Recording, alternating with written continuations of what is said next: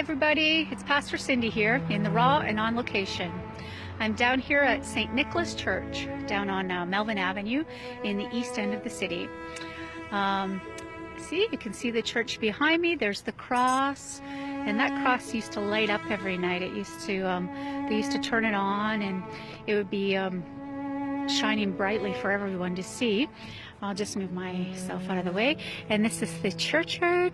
And I mean, it used to seem so big back then, but it kind of seems kind of small now, right? But as a child, everything seemed a lot bigger back then. So this is the place where we called it the churchyard. It was our sanctuary. It was the place that we came to hang out as kids. We played a lot of games in this churchyard, like tag and British Bulldog, and in the wintertime we would build snow forts and have huge snowball fights. It was pretty awesome, actually. It was the place where we all felt comfortable and we all hung out together. We used to spend hours just sitting here talking and just hanging out as friends, right? We were all just young back then, right? So but I come here today to tell you another story. It's a story of a divine exchange, a story of how I encountered something beautiful and wonderful. And as some of you know, I grew up in a very tumultuous environment. There was a lot of dark spirits around my house. There was my brother was schizophrenic.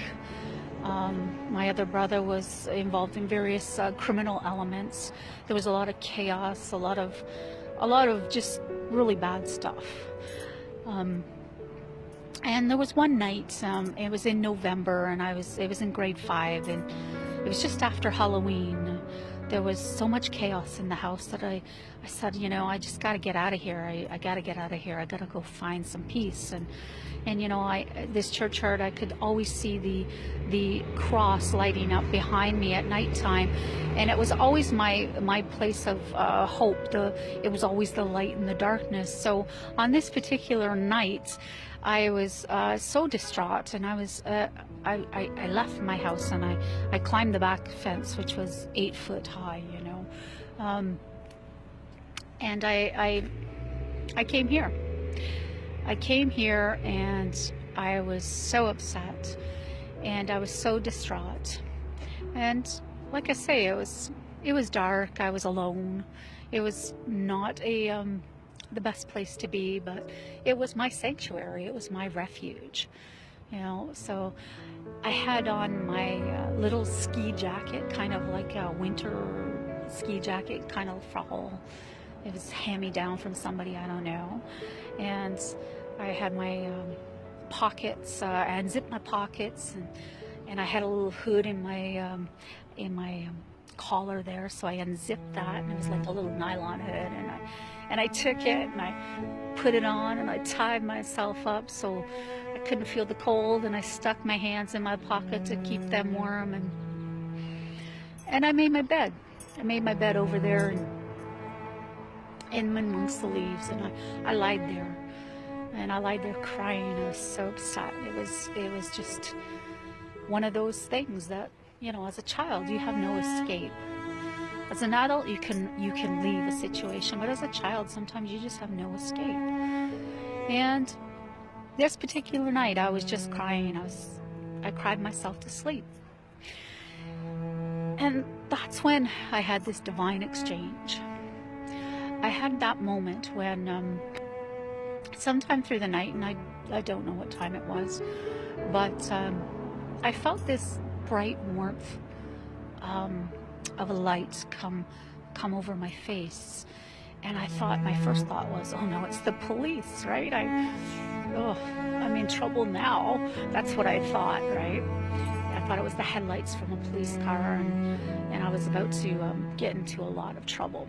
I used to get into a lot of trouble back then, but not so much these days. Anyways, I thought it was the police, so I opened my eyes thinking, where am I going to run? And as I opened my eyes, there was nobody here. There was just me. And I felt this impression to look up. And it's like I heard that inner voice saying, look up. And I looked up to the cross, and the cross was shining so much brighter this night. It was like the northern star guiding me home. It was the brightest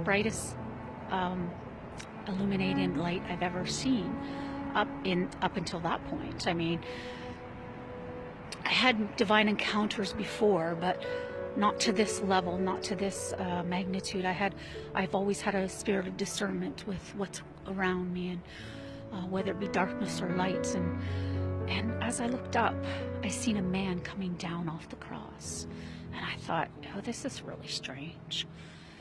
But then I felt this great love and this great presence, and I began to wonder, like, who is this? I mean, I didn't grow up in the church, so I had no knowledge of what was happening. I had no knowledge of who Christ was. I mean, we said the Lord's Prayer growing to church. I grew up in the public school system, but I had no knowledge of anything, really. I mean, and here I was having this moment, this divine exchange.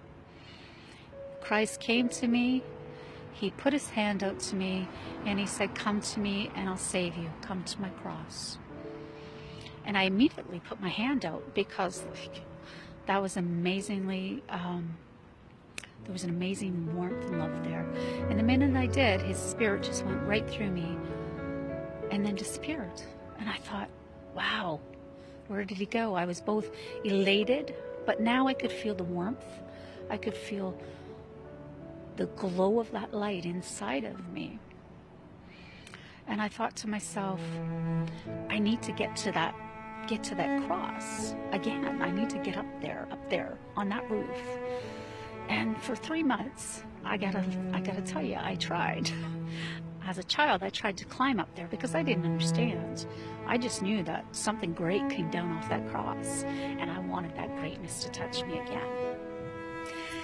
And you know, that's what I mean when I say divine exchange. Because he took my ashes and gave me a crown of beauty. He took my mourning and he gave me the oil of joy.